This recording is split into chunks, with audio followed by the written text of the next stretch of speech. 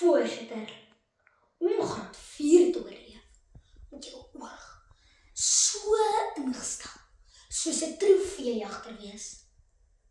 Jy kan fokus asof jy pale toeskop en werk asof jou sakgeld in dollars betaal word.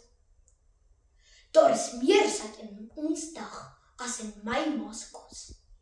Maar voor jy 'n knoffelneuse trek, wil ek dit duidelik stel. Sout bring goud. Op die veld, in die klas en in die toekoms is ek oortuig dat sout vreet. Wenners kweek, vergeet families en gooi sout. Dames en here, my oupa sou eenvoudige Afrikaans sê. Wat nie doodmaak nie, maak groot en dis feite. Daarom bring sout eerstens sukses op die veld. En ek hoef nie slim professors te nader nie, want ek kan sommer uit eie ervaring getuig dat sport, karakterbou, spanwerk bevorder en meer uithou vermoë kweek, as ma se kredietkaart op maandeinde. Maar as julle nie my woord daarvoor wil vat nie, hoor wat sê die slim sportsielkundige James Moorcraft in die SA Rugby tydskrif artikel Victory at Last van April 2025. Hy skryf dat sweet op die veld sukses in die raadsel beteken, want jong mense wat sport op skool doen, ken van 'n aanhouer wen en saamwerk, van klippekou tot murgbene mal. Laat staan die spuitgoed. Daai sweetsout op die veld is goud werd.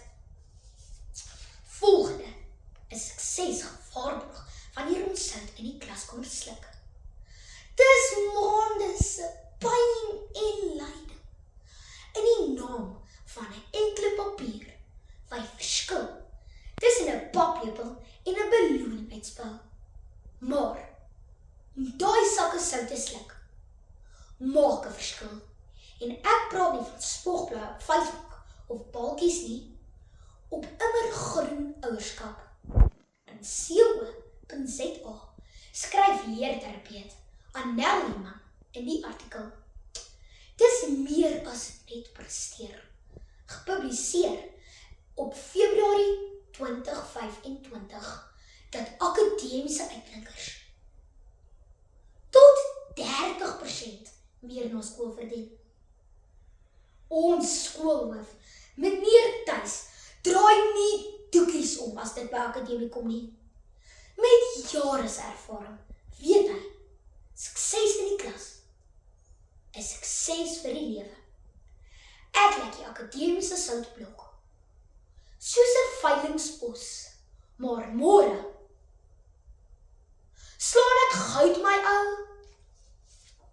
Laastens is vandag se sout ook 'n wen vir die toekoms. Almal wil vinniger, beter en sterker wees, maar skilpad sit steeds verhaas ooraan.